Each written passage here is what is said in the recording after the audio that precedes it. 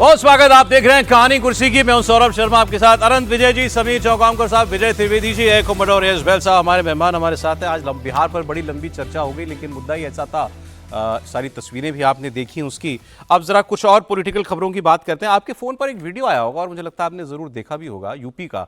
इसमें अखिलेश यादव और एक धर्माचार्य हैं, संत हैं, प्रवचन देते हैं, अनिरुद्धाचार्य जी महाराज, इनके बीच का वार्तालाप। और उसमें फिर कहते हैं अखिलेश जी कि अब आज से हमारे और आपके रास्ते अलग, और वो गाड़ी में बैठते हैं और चले जाते हैं। तो ये मामला था क्या? वैसे ये मामला मैं आपको बता दूं आजकल का नहीं है, ये पुराना मामला है, 2023 का मामला है। अनिरुद्धाचार्य महाराज जी 2023 में आगरा से लौट रहे थे, एक्सप्रेसवे पर पैदल यात्रा कर रहे थे, और उसी दौरान उनको अखिलेश यादव जी मिल गए। वहां पर दोनों की सड़क पर ही खड़े होकर थोड़ी देर बातचीत हुई। और अनिरुद्धाचार्य महाराज आगरा से लौटते वक्त जब यहाँ उनकी अखिलेश यादव से मुलाकात हुई, तो अखिलेश यादव ने उनसे कुछ सवाल किए, कुछ पूछा उनसे। जैसे उन्होंने पूछा कि ये बताइए कृष्ण जी का पहला नाम क्या था। कृष्ण जी को जब यशोदा जी की गोद में दिया गया था, तो उनको पहला नाम किस नाम से पुकारा गया था, ये बताइए। तो उन्होंने कहा कि भाई वैसे तो हमारे यहाँ पर छोटा बच्चा जो होता है उसको या तो लाला कहते हैं या लाली कहते हैं, तो हो सकता है लाला कहा हो, नहीं कहा होगा तो कन्हैया कहा होगा। तो इस पर उन्होंने कुछ जवाब दिया उनको। उस पर अनिरुद्धाचार्य जी ने ये कहा कि उनको जो जवाब उनके मन में था वो सुनना था, लेकिन मैंने कुछ और जवाब दिया। फिर आ गई बात कहीं से वर्ण व्यवस्था की, और शब्द निकल आया शूद्र। अब किसने कहा, किस कॉन्टेक्स्ट में कहा, क्योंकि वो पुराना वीडियो पूरा नहीं है किसी के पास, तो अखिलेश यादव ये कहते सुनाई देते हैं, अब किसी को शूद्र मत कहना। और फिर वो कहते हैं कि अब आज से मेरे और आपके रास्ते अलग हैं। बात है 2 साल पुरानी, आज चर्चा में क्यों आई?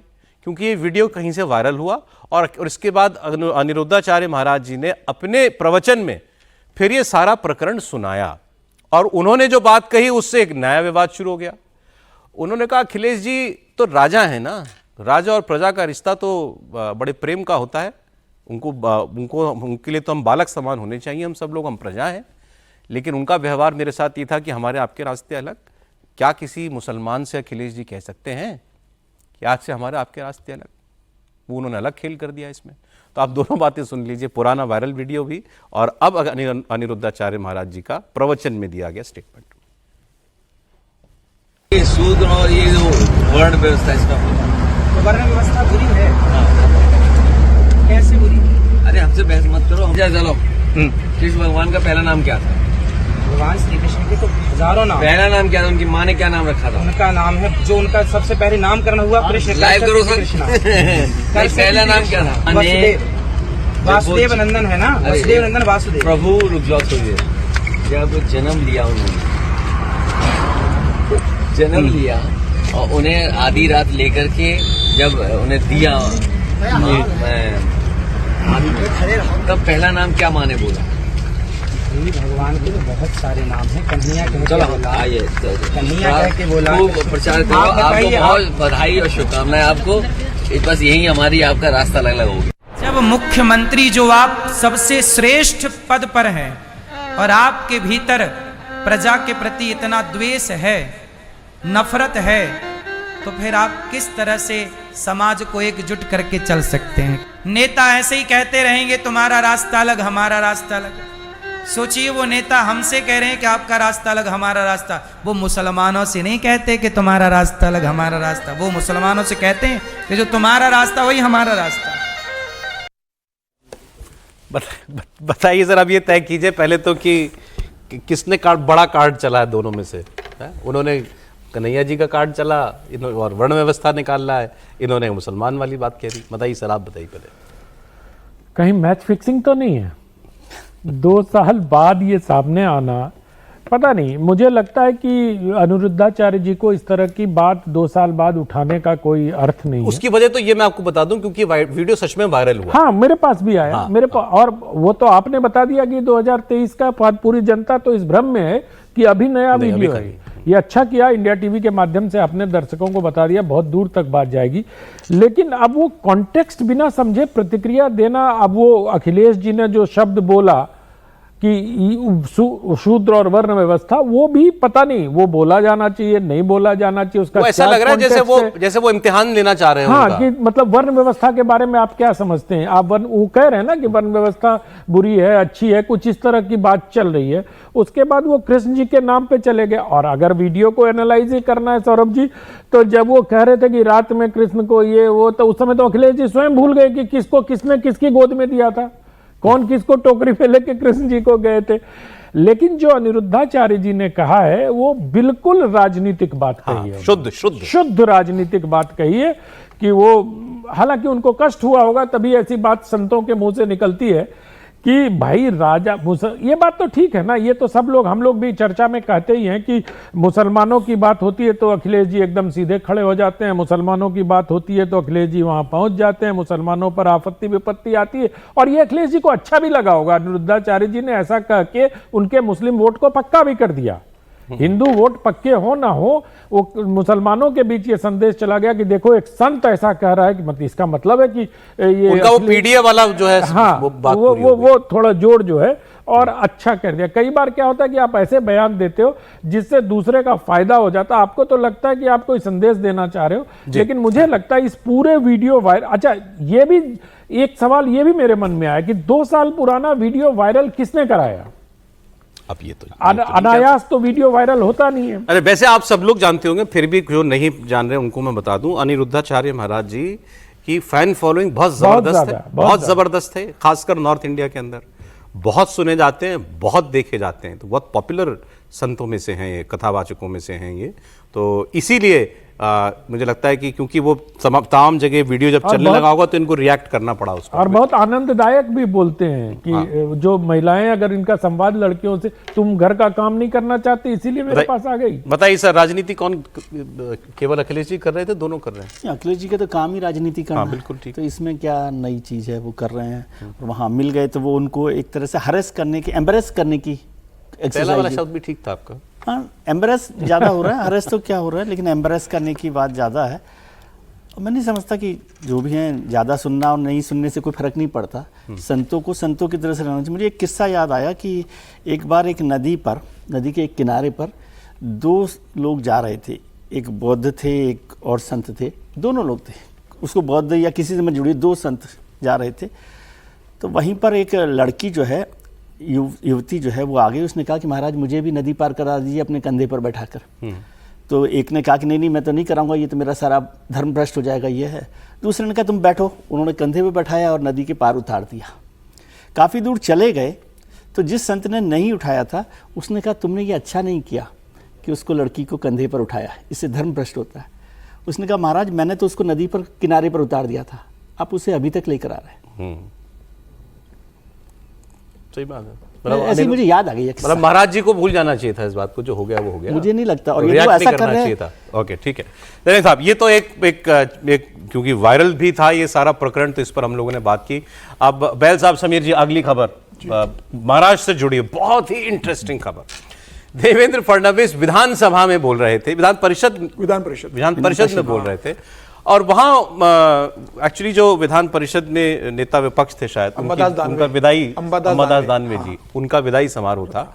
ये पहले बीजेपी में ही हुआ करते थे, if I am not wrong, और फिर ये उद्धव ठाकरे के साथ चले गए थे, और वो तब गए थे जब उद्धव ठाकरे की शिवसेना एक थी। अब वहां उनके विदाई समारोह में देवेंद्र फडणवीस ने एक हल्के फुल्के अंदाज में, मजाक के अंदाज में बोला कि उद्धव ठाकरे जी आप महायुति में आ जाओ। अब इसके अंदर सदन में खूब जमकर हंसी ठिठोली हुई। कहा उन्होंने कुछ यूं कि भाई मैं तो नहीं आऊंगा, आप जहां पर हैं 29 तक मेरी कुर्सी तो यही है, आप आना चाहते हो इधर तो आप आ जाओ। असेंबली का सेशन चल रहा है। अब इस दौरान विधान भवन में मुख्यमंत्री देवेंद्र फडणवीस और उद्धव ठाकरे ये आमने सामने आ गए। अब फडणवीस ने खुद आगे बढ़कर उद्धव ठाकरे को नमस्कार किया। इसके बाद फिर विधान परिषद में देवेंद्र फडणवीस बोल रहे थे। ये तो एक बात। इसके बाद एक ये ग्रुप फोटो हुई जो अभी आप देख रहे हैं। अच्छा, यहां लोगों ने पहले यह नोटिस किया कि उद्धव ठाकरे और देवेंद्र फडणवीस बड़े कंफर्टेबल हैं आपस में, बहुत कंफर्टेबल है। एक तस्वीर ऐसी भी है कि जैसे बहल साहब ऐसे घूम जाएं अगर, तो मैं पीछे से आऊं और मैं उनका बाजू पकड़ लूं ऐसे। तो उद्धव ठाकरे ने ऐसा भी किया देवेंद्र फडणवीस के साथ। तो वो they are very okay with each other. कौन ओके नहीं है? ओके नहीं है वो जो देख रहे हैं आपको बीच में, शिंदे जी। उद्धव ठाकरे बैठने के लिए कुर्सी ढूंढ रहे हैं। ये देखिए, गौर कीजिएगा आप, वो आगे बढ़ेंगे, वो देवेंद्र फडणवीस ने भी कहा आगे बैठिए, कुर्सी खाली है एकनाथ शिंदे के बगल में। एकनाथ शिंदे के बगल से होकर वो गुजर भी गए, ना एकनाथ शिंदे ने उनकी तरफ झांका, ना उन्होंने एकनाथ शिंदे की तरफ एक सेकंड भी देखा। और फिर जो वो लेडी हैं, नेता हैं, वो उनकी बगल में दूसरी कुर्सी लगाई गई, नीलम गोरे फिर वो वहां जाके बैठे। तो इन दोनों के बीच में कितनी खटास है, ये भी इसके अंदर दिख गया। तो देवेंद्र फडणवीस का बयान, उस पर उद्धव ठाकरे का बयान, वो भी देखिए, फिर इस तस्वीर पर बात करेंगे। आता उद्धवजी 29 पर्यंत तर काही स्कोप नाही, ऐका 29 पर्यंत आम्हाला तिकडे याचा स्कोप उरला नाही, 29 तुम्हाला इकडे याचा स्कोप आता विचार करता येईल, म्हणजे त्याचा विचार आपण वेगळ्या पद्धतीने करू, पण आम्हाला तिकडे याचा स्कोप हा काही या ठिकाणी उरलेला नाही। त्यांना माहिती नाही, तो नुसता बाकाचं नाही, प्रसंग बडा बाका आहे त्याला म्हणा। तर या गोष्टी थोड्या खेळीमेळीने झाल्यात आणि त्या खेळीमेळीनेच घ्यायला पाहिजे। समीर जी, चलिए आप पहले फर्स्ट हैंड ट्रांसलेशन कर दीजिए, दोनों जो बोले, हमने तो करी ही थी, लेकिन आप चूंकि यहाँ पर हैं। देखिए, उद्धव ठाकरे से मुख्यमंत्री देवेंद्र फडणवीस कह रहे थे कि भाई 2029 तक अभी चुनाव नहीं है, तो मैं तो विपक्ष में आ नहीं सकता हूं, लेकिन आपके पास एक विकल्प है कि अगर आप चाहो तो आप इधर आ सकते हो, तो फिर मैं कुछ देखेंगे कि कैसे हो सकता है, कैसे आपको सत्ता पक्ष में लाया जा सकता है। तो उन्होंने एक प्रस्ताव बेसिकली दिया है। देखिए, एक विधान परिषद में अंबादास दानवे जो विपक्ष के नेता थे, एक समय भारतीय जनता पार्टी में हुआ करते थे, जब वो सीट शिवसेना के खाते में गई तो शिवसेना में चले गए। और उद्धव ठाकरे वहां क्या कर रहे थे? उद्धव ठाकरे भी तो विधान परिषद के सदस्य है, और जब उद्धव ठाकरे ने मुख्यमंत्री पद से इस्तीफा दिया था, तब उन्होंने ये भी घोषणा की थी कि मैं मुख्यमंत्री पद के साथ विधान परिषद के पद से भी इस्तीफा दे रहा हूं। लेकिन मुख्यमंत्री पद से दिया, लेकिन विधान परिषद का इस्तीफा उन्होंने भेजा नहीं, वो विधायक बने रहे। बाद में लगातार विपक्ष कहता रहा उनसे, मतलब बाद में एकनाथ शिंदे के भाई इस्तीफा आप कब दोगे, आपने तो घोषणा कर दी थी, विधान परिषद छोड़ी, उन्होंने छोड़ा नहीं, और आज वो विधान परिषद में आए थे। उन्होंने क्या बोला निकल के बाहर कि हंसी मजाक? हाँ, उन्होंने, उद्धव ठाकरे ने कहा कि हंसी मजाक है, देवेंद्र फडणवीस का स्वभाव है, उन्होंने हंसी मजाक में कहा, उसको हंसी मजाक में लेना चाहिए, ऐसा कोई अर्थ मत निकालिए। तो कुछ, लेकिन देवेंद्र फडणवीस बोला उसमें नहीं, लेकिन देवेंद्र फडणवीस कोई भी बात ऐसे बहुत हंसी मजाक में भी अगर कहते हैं तो उसके पीछे बहुत अर्थ होता है। देवेंद्र फडणवीस की अगर आप बात देखेंगे, मुझे लगता है उन्होंने सीधे सीधे इस संदर्भ कह के एकनाथ शिंदे को भी संदेश देने की कोशिश की है इस अपने उद्धवों की तरफ, क्योंकि पिछले कुछ समय से जिस तरीके से एकनाथ शिंदे के विधायकों के लगातार वीडियो आ रहे हैं कि कैंटीन वाले को पीट दिया, पैसों के साथ वो पकड़ाई में आ गए, दूसरे विधायकों की जिस तरीके और मंत्रियों की आ रही है, तो वो सीधे सीधे एकनाथ शिंदे को संदेश दे रहे थे कि भाई उद्धव ठाकरे अगर आना चाहेंगे तो मैं उद्धव ठाकरे को भी लेकर आ सकता हूं अपने साथ में, आप ये मत सोचिए कि सिर्फ आप ही हमारे साथ सत्ता में रहेंगे। और मुझे लग रहा है जिस तरीके से राज ठाकरे, उद्धव ठाकरे ने मंच शेयर किया था, राज ठाकरे ने लोकसभा में भारतीय जनता पार्टी को समर्थन दिया था, राज ठाकरे के पास पहले से ही प्रस्ताव है कि वो भारतीय जनता पार्टी के साथ जुड़े, तो मुझे लग रहा है कि भविष्य की राजनीति का उन्होंने संकेत दिया है कि राज और उद्धव आप साथ में आ गए हो, तो आप दोनों मिलकर भारतीय जनता पार्टी के साथ आ जाओ। दे रहे कि हमारा गठबंधन नहीं हुआ है अभी, राज ठाकरे। हाँ, राज ठाकरे ने बहुत स्पष्ट बोला है कि अभी गठबंधन नहीं हुआ है, लेकिन भविष्य की राजनीति 2029 की राजनीति को लेकर देवेंद्र फडणवीस ने संकेत दिया। महल साहब बॉडी लैंग्वेज एक्सपर्ट भी हैं, एक बार वो विजुअल चलाइएगा, जब कुर्सी का चुमा हुआ था, कुर्सी ढूंढ रहे थे उद्धव ठाकरे साहब, क्या दिखा आपको सर उस तस्वीर के अंदर? स्क्रीन पर आ रही है बॉडी लैंग्वेज तो बहुत क्लियर है उनकी, कि जैसे ही दोनों लीडर एकनाथ शिंदे जी को देखेगा, अभी क्रॉस कर रहे हैं, वो भी उस साइड नहीं देख रहे उनकी साइड, और वो अपनी साइड को टर्न करके और बात कर रहे हैं। तो इन दोनों के बीच में ये तो क्लियर है कि जब से एकनाथ शिंदे ने इनको छोड़ा है, तब से इन दोनों के बीच में कभी रैप्रोचमेंट तो नहीं हो सकती, जैसे कि राज ठाकरे और उद्धव ठाकरे की वैसे बात चल रही है। तो जो बात कही गई थी, मेरे हिसाब से व्यंग में होते हुए भी एक मैसेज दिया गया था। वो भी नहीं चाहते कि फडणवीस भी नहीं चाहते इस समय कि कोई भी यूनिटी इन दोनों को इनके म्युनिसिपल कॉर्पोरेशन में इफेक्ट ना करे। चलिए अब आइए बंगाल की बात कर लेते हैं। बंगाल में सियासी सरगर्मी तेज हो रही है, क्योंकि वहां चुनाव है अगले साल, और उनको वहां चिंता यह है कि जो बिहार में इलेक्शन कमीशन कर रहा है एक्सरसाइज, वहां भी वो करेगा। इन सारी बातों को लेकर के और बांग्लादेशियों की धरपकड़ जिस तरीके से देश के कई राज्यों में हुई, उसको लेकर के ममता बनर्जी, कल आपने देखा था बारिश में एक मार्च उन्होंने निकाला था, और ये मार्च वेस्ट बंगाल सरकार की तरफ से इसकी जानकारी दी गई थी, टीएमसी पार्टी की तरफ से नहीं। ममता बनर्जी ने वहां कई अहम बातें कही। ममता बनर्जी ने खुलकर पहले तो यह कहा कि हम हर किसी का सम्मान करते हैं, इलेक्शन कमीशन का भी करते हैं, लेकिन अगर इलेक्शन कमीशन बीजेपी की दलाली करेगा, ये शब्द थे उनके, तो फिर हम सवाल उठाएंगे। फिर उन्होंने ये कहा कि हर जगह जहां बीजेपी की सरकार है, बंगाली बोलने वाले लोगों को परेशान किया जा रहा है, और अब मैंने ये तय किया है कि मैं ज्यादातर बंगाली में बोलूंगी। और पिछले इलेक्शन में खेला हुए हो गया था बीजेपी के साथ, नारा दिया था टीएमसी ने खेला हुए, और उन्होंने कहा इस बार खेला हुए का दूसरा पार्ट आएगा। इस बार बीजेपी को उतना भी नहीं मिलेगा जितना पिछली बार के चुनाव में उनको मिल गया था। अब बीजेपी इसको इशू बना रही है कि ममता बनर्जी का ये सारा दर्द ये बांग्लादेशी घुसपैठियों के लिए, रोहिंग्या घुसपैठियों के लिए है, क्योंकि कार्रवाई उन्हीं के ऊपर हो रही है, किसी और बंगाली भाषी भारतीय नागरिक को परेशान नहीं किया जा रहा। चुनाव आने से सब नाम निकाल देना। एक तो इलेक्शन कमीशन बैठे हैं, मैं उसको डिसरेस्पेक्ट नहीं करते हैं, लेकिन अगर कोई बीजेपी दलाली करे तो हम उसको इंसान के लिए हम कहेंगे दलाली मत करना, हम नहीं छोड़ेंगे। मैं बिहार में सुना 30.5 लाख वोट निकाल दिया, ऐसा करके महाराष्ट्र में बीजेपी जीता, नहीं तो नहीं जीतता। दिल्ली में भी ऐसा करके जीता, बिहार में भी ऐसा प्लान कर रहा है, वो भी हमारा भाई बहन है। बंगाल में भी प्लान करना है। हम तो इंच में लड़ाई करेंगे और दिखा देंगे। सेंट्रल गवर्नमेंट को याद होना चाहिए, हमारा स्टेट में भी 1.5 करोड़ से ज्यादा माइग्रेंट वर्कर्स है, वो हमारा लिए काम करता है देश के लिए। हम उसका कभी ऐसा नहीं करते हैं। तो आप क्यों, हमारा 22 लाख अगर बाहर में है तो हमारा इधर में 1.5 करोड़ है। सोच लीजिए, हम इज्जत देते हैं और आप बेइज्जत करते हैं।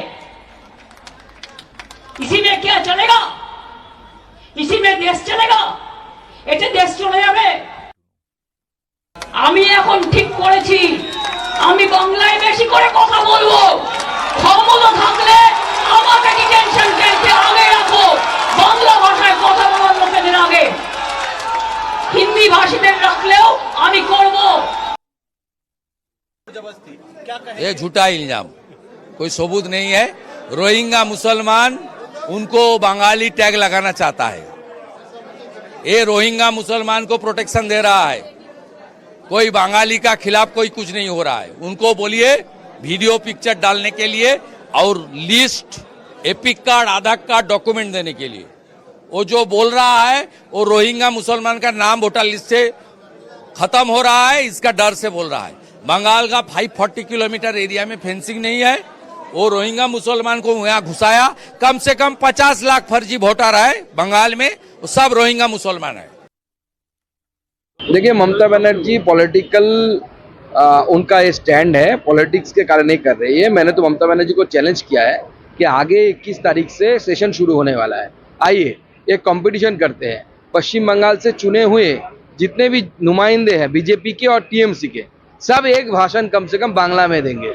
देखते हैं कितना बांग्ला में भाषण बीजेपी के सांसद देते हैं। हमारे 12 सांसद हैं, एक को छोड़ के सारे बांग्ला में भाषण देंगे, उनको बांग्ला नहीं आता तो। ये पूर्व अध्यक्ष हैं बीजेपी के वेस्ट बंगाल की, इनसे पहले शुभेंदु अधिकारी है, वो लीडर ऑफ ऑपोजिशन है। उन्होंने कहा 50 लाख बाहरी लोग यहाँ पर रहते हैं, ममता बनर्जी उनको ही बचाने का काम कर रही हैं। ममता बनर्जी ने इलेक्शन कमीशन पर जो बोला सो बोला कि दलाली करोगे तो हम बोलेंगे, लेकिन जो बाद में उन्होंने बोला कि हमारे 22 lakh Bengali speaking, English Bengali speaking लोग जो हैं वो और राज्यों के अंदर जाकर के काम करते हैं, तुम उनको परेशान कर रहे हो। वही सेंट्रल गवर्नमेंट को कह रही थी। तो देश भर के 1.5 करोड़ माइग्रेंट वेस्ट बंगाल में भी काम करते हैं। उनका कहने का मतलब ये था कि मतलब धमकी दे रहे कुछ नहीं कह रहे हैं, धमकी दे रहे हैं स्पष्ट रूप से। मतलब चीफ मिनिस्टर को ऐसा बोलना चाहिए, नहीं बोलना चाहिए। और जो भाषा की बात भी वो कर रही है वो ममता बनर्जी को नहीं करना चाहिए। बंगाल में तो बहुत पढ़े लिखे लोग रहते हैं और भद्र लोग की बड़ी बातें होती हैं वहाँ। ये भूल गई कि भूदेव मुखर्जी ने ही कचहरियों में हिंदी लागू करने के लिए, कचहरियों की भाषा हिंदी हो उसके लिए आंदोलन चलाया था।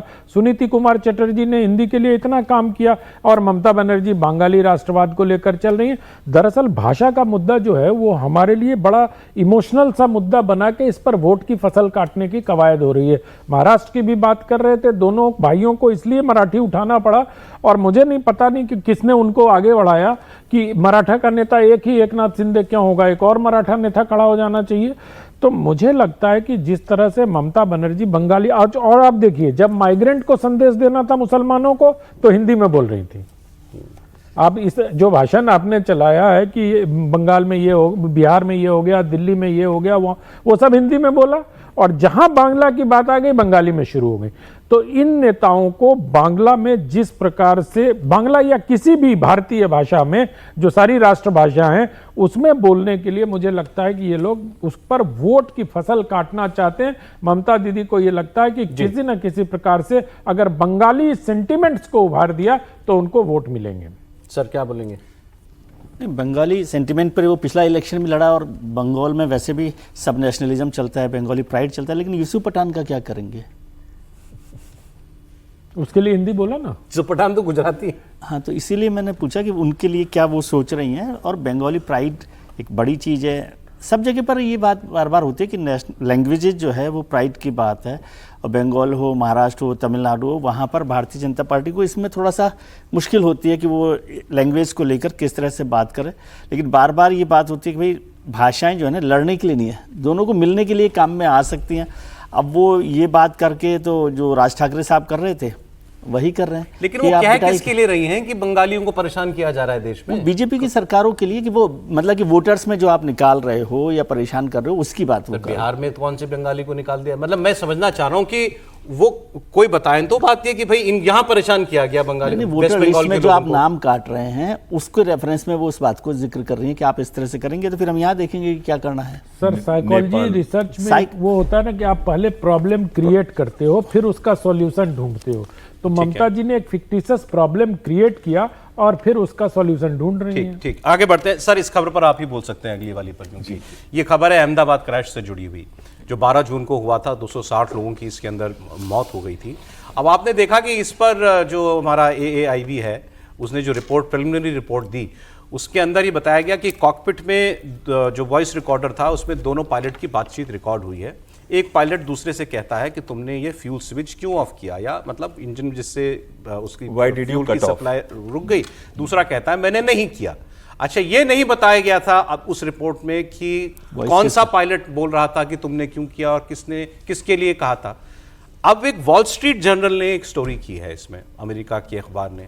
अच्छा, वैसे वो उसमें सोर्स कोट कर रहे हैं कि हमारे अमेरिकन सोर्सेज ने बताया, क्योंकि अमेरिकी कुछ विभाग भी इस जांच के अंदर थे, बोइंग कंपनी भी इसके अंदर थी जांच में। तो वो उनको कोट करते हुए उन्होंने कहा कि जो कैप्टन थे, ये जो बात हुई है इसमें जो फर्स्ट ऑफिसर थे वो कैप्टन से पूछ रहे थे कि तुमने ये कट ऑफ क्यों किया। देखिए, ये तो कहीं पे भी जांच के अंदर भी नहीं, अभी तक प्रिलिमिनरी रिपोर्ट जो आई है कहीं पे भी नहीं बता रहे किसने किससे पूछा। लेकिन फ्लाई जो कर रहे थे वो को पायलट फ्लाई कर रहे थे, और जो सुपरवाइजरी पायलट थे या जो मॉनिटरिंग पायलट थे वो थे कैप्टन। और ये होता है जब दो पायलट दोनों एक्सपीरियंस्ड हो, दोनों फ्लाई कर रहे हो, तो उनमें से एक फ्लाइंग पायलट बन जाता है और एक मॉनिटरिंग पायलट बन जाता है। तो कहीं ना कहीं कैप्टन मॉनिटरिंग पायलट थे। अब ये क्लियर नहीं है कि किसने कहा कि डिड यू कट ऑफ, और दूसरे ने कहा I did not cut off. तो यानी कि बहुत क्लियर है कि दोनों कंफ्यूज हैं कि कट ऑफ किसने किया है। इसका यह मतलब निकलता है, देखो वेस्टर्न सोर्सेज हैं, वो चाहेंगे कि इंजन प्रॉब्लम की जगह प्रॉब्लम निकले पायलट्स के अंदर, और उनको ब्लेम करके बोइंग जहाज जिसने 1189 जहाज अभी तक बेचे हैं और 2237 का ऑर्डर है, यानी कि नियरली 1000 और जहाज उनको बेचने हैं, वो कभी नहीं चाहेगी कि जहाज के अंदर कोई प्रॉब्लम निकले। तो वो लोग प्रमोट करना चाहते हैं कि पायलट्स की गलती है। उसी तरीके से एयर इंडिया, जिसकी मेंटेनेंस पे हमेशा से प्रश्न उठाए जा रहे हैं, वो भी कहना चाहेगा कि पायलट्स की गलती है, लेकिन ये कहीं पे भी नहीं आया। एयर इंडिया भी ये चाहेगा, बिल्कुल चाहेगा, क्योंकि एयर इंडिया की जो मेंटेनेंस प्रैक्टिसेस हैं उस पे भी क्वेश्चन। एक रिपोर्ट जो डीजीसीए ने खुद बनाई थी जनवरी 2024 से लेके अगस्त 2024 तक, कि 12 गुना ज्यादा कंप्लेंट्स हैं एयर इंडिया के अगेंस्ट इंडिगो के कंपैरिजन के अंदर। तो कहीं ना कहीं बहुत सारी चीजें आप देख रहे हैं, जहाजों को इमरजेंसी लैंडिंग करनी पड़ रही है इधर उधर के एयरपोर्ट पे, तो प्रश्न एयर इंडिया के ऊपर उठते ही रहे हैं और कोई भी नहीं चाहेगा। लेकिन जो पायलट्स हैं, ये एक्सीडेंट पायलट्स कर ही नहीं सकते थे, क्योंकि दोनों फ्यूल कट ऑफ स्विचेस को ऑफ करना 1 सेकंड के अंदर पॉसिबल ही नहीं है, क्योंकि उनको उठा के नीचे लाया जाता है, फिर दूसरे को उठा के लाया जाता है, 1 सेकंड में दोनों इंजन और वो बता तो रहे हैं कि जो भी दूसरा पायलट था उसने मना किया कि मैंने नहीं किया। बिल्कुल कंफ्यूजन है कि किसने किया, इसका मतलब टेक्निकल फॉल्ट है। अब ये प्रिलिमिनरी जांच थी, बॉक्स में वो आवाज भी तो रिकॉर्ड हुई होगी कट होने की। सर मैं बता रहा हूं आपको, रिपोर्ट के अंदर नाम नहीं है कि इस पायलट ने दूसरे कौन से व्यक्ति ने कहा कि तुमने क्यों कर दिया इसको ऐसा। ये वॉल स्ट्रीट जर्नल क्लेम कर रहा है कि अमेरिकन सोर्सेज ने कहा कि फर्स्ट ऑफिसर ने कैप्टन से अमेरिकन सोर्सेज को आप बोइंग सोर्सेज समझिए ना। हाँ बोइंग सोर्सेज होंगे, नहीं उनकी एक एजेंसी भी तो थी ना सर। राइटर्स के थ्रू हुआ ये। कोई भी कहे, भारतीय ने नहीं कहा, किसी ने भी। पहले सबसे बड़ी बात ये अगर प्रिलिमिनरी इंक्वायरी की आपने रिपोर्ट दी है और आपको 1 साल लगेगा अभी पूर्ण जांच कंप्लीट करने के लिए, तो आपने ऐसी इंफॉर्मेशन बाहर की है जिससे बड़ा आसान हो जाता है सारा दोष पायलट्स के ऊपर डाल देना। सारी चर्चा आपने उसके ऊपर केंद्रित कर दी है और ये खुद आप कह रहे हैं कि ये केवल प्रारंभिक रिपोर्ट है। सर समय बिल्कुल नहीं है। बहुत शुक्रिया बैल साहब, समीर जी, आनंद जी बहुत धन्यवाद आपको, बहुत धन्यवाद आपका। आगे बढ़ते हैं। यूपी में पुलिस वालों ने कांवड़ियों को क्यों दिलाई शपथ? तिलिस्मी छांगुर पर ताबड़तोड़ छापों में ईडी के हाथ क्या लगा? अखिलेश से बहस के बाद अनिरुद्धाचार्य ने उनको क्या जवाब दिया? सारी खबरें स्पेशल रिपोर्ट में दोपहर 3 बजे।